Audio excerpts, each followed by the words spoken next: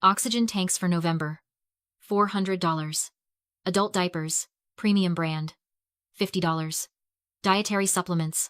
$120. Richard closed the leather book and looked at the investors gathered around our dinner table. Every business has dead weight, he said, his voice smooth as oil. And tonight, I am liquidating mine. He didn't wait for a response. He unlocked the brakes on my grandfather's wheelchair and shoved him straight out the back door into the 20-degree below zero blizzard. You can join him, he told me. Or you can serve dessert. I grabbed my coat and ran into the snow. The deadbolt clicked shut behind us. Before I tell you what he did when he realized who actually owned the ground he was standing on, drop a comment and let me know where you're listening from and what time it is for you right now. I'd love to know who's part of our community. Most people would have pounded on the door. They would have screamed, begged, or thrown themselves against the wood until their knuckles bled. But I didn't move. I stood there in the ankle-deep snow, listening to the muffled sound of jazz music drifting from inside the warm house, and I forced my heart rate to slow down. My name is Natalie. I am 26 years old, and I have spent my entire life learning that panic is a luxury I cannot afford. Panic burns calories. Panic clouds judgment. And right now, judgment was the only thing standing between my grandfather and hypothermia. I looked down at Edward. He was shaking violently, his thin frame rattling the metal of the wheelchair. The temperature was dropping every second. The wind coming off the mountain cut through my thin sweater like a razor blade. I took off my coat and wrapped it around him, tucking the edges under his legs. Natalie, he chattered, his teeth clicking together. He's really done it. Save your breath, Grandpa, I said. My voice sounded strange to my own ears, flat, metallic, devoid of fear. We aren't going to die here. I pulled out my phone. My fingers were already stiff, clumsy with cold. I didn't call a taxi.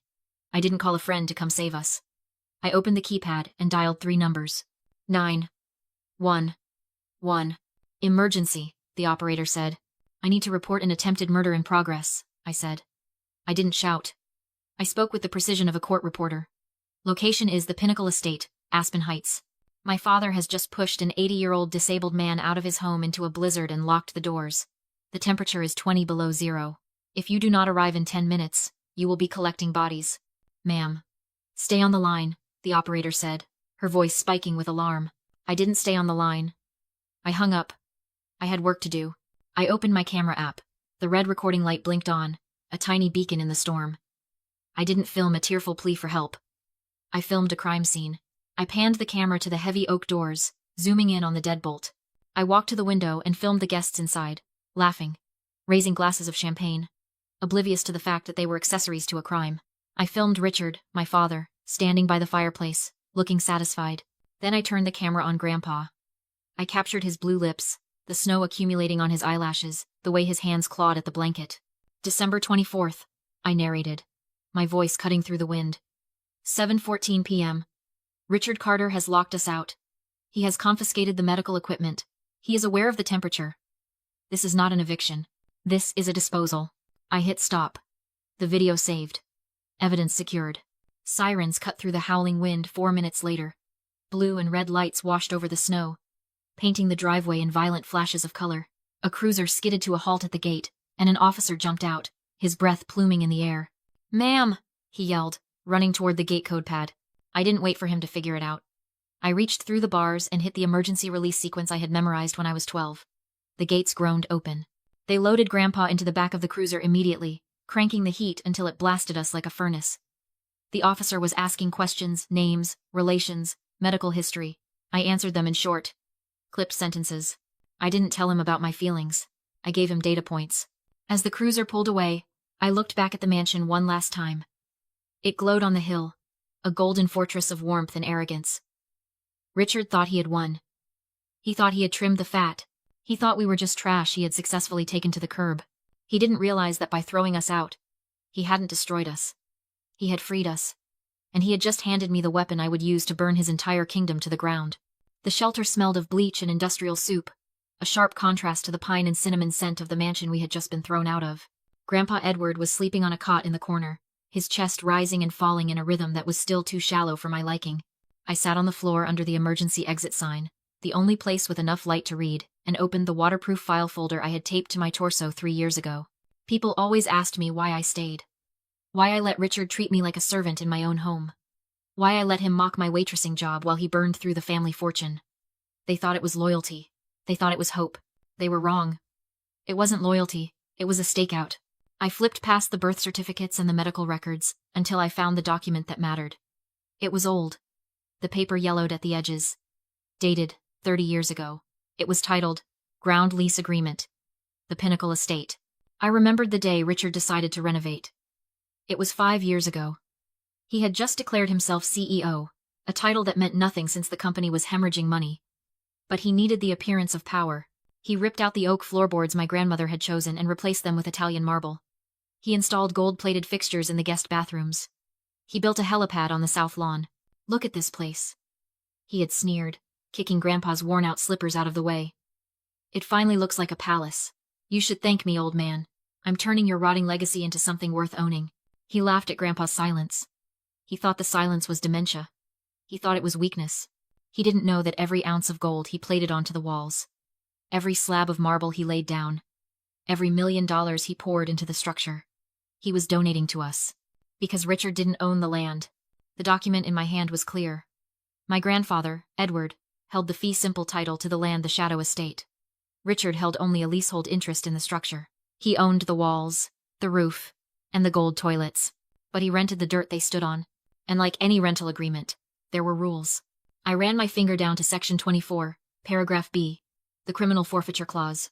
In the event the lessee engages in felony criminal conduct against the lessor or any immediate family member upon the premises, this lease shall immediately terminate. All improvements, structures, and assets attached to the land shall revert to the lessor without compensation. I looked at the timestamp on my video. 7:14 p.m. Richard hadn't just tried to kill his father. He had violated Section 24 by pushing that wheelchair out the door. He hadn't just committed attempted murder. He had actively, legally, and irrevocably transferred ownership of his entire $50 million renovation project to the man shivering on the cot behind me. He thought he was evicting us. In reality, he had just evicted himself. And he had paid for the privilege with every cent he had stolen. I closed the file. I didn't feel sad. I didn't feel conflicted. I felt the cold, hard click of a trap, snapping shut. By morning, the storm had broken, leaving the world buried under 3 feet of pristine, indifferent snow. I checked my phone. My battery was at 12%. But the screen was lit up with notifications. Not calls. Not voicemails, asking if we were alive. Social media alerts. I opened Instagram. The first thing I saw was a photo of the dinner table we had been thrown away from. The plates were cleared. The crystal was gleaming. The caption, written by Richard, read, "Sometimes leadership requires making the hard calls. Trimmed the fat tonight. Success requires sacrifice. Merry Christmas, from the Pinnacle." I scrolled down. There were comments from his business partners. Ruthless as always. Richard. Respect. Alpha move. He hadn't just abandoned us. He was bragging about it. He was turning our near-death experience into a LinkedIn leadership lesson.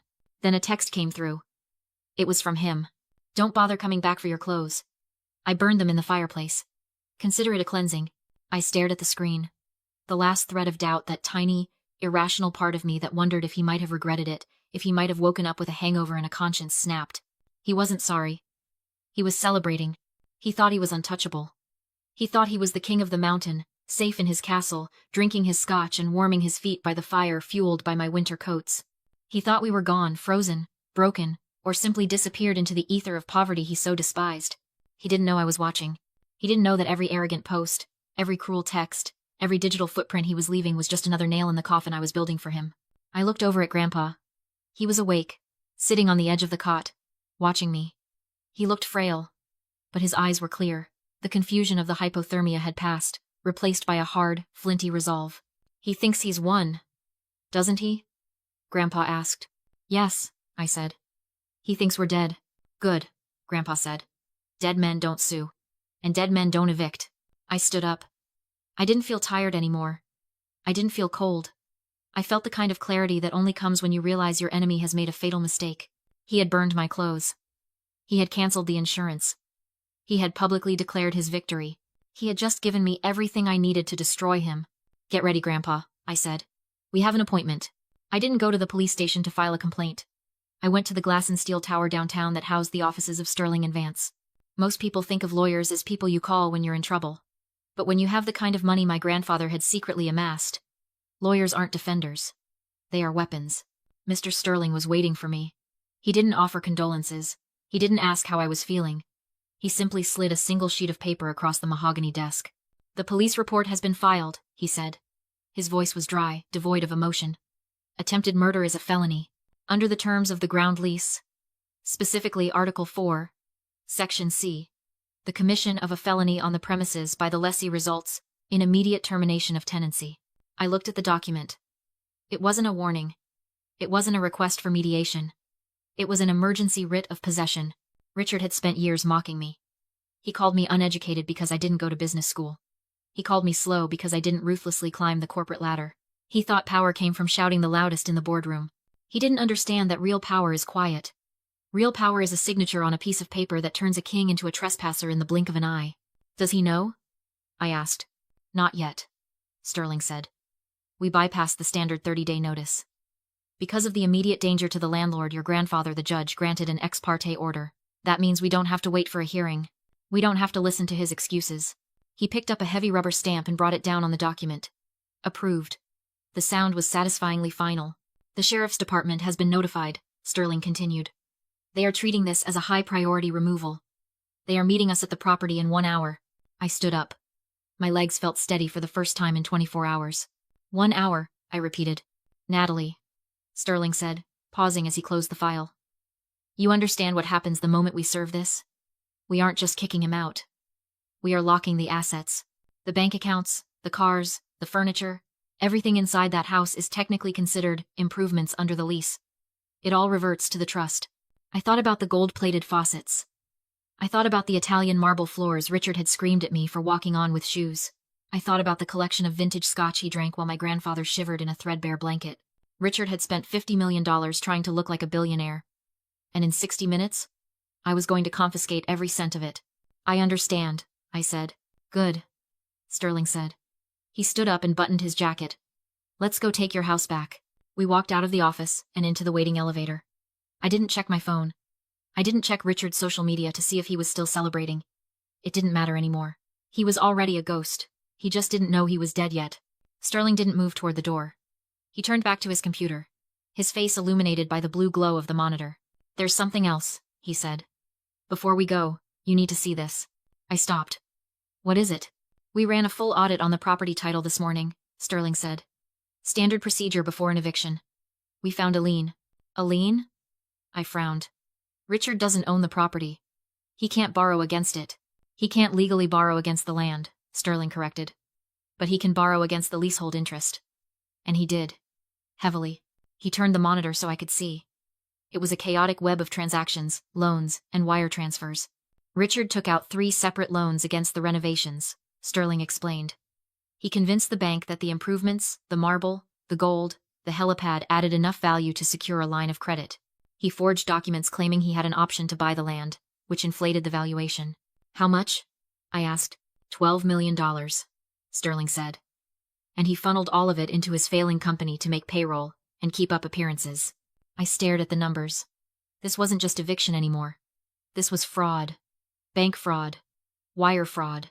The kind of crimes that didn't just get you sued, they got you federal prison time. Sterling explained that if the lease was voided for Richard's crime, the loans would collapse and the bank would demand repayment. Richard didn't have $12 million, or even $12,000, and would go to prison. Then came the blow. He had forged Natalie's signature as cosigner, making her legally complicit unless they recovered the original ground lease locked in his safe.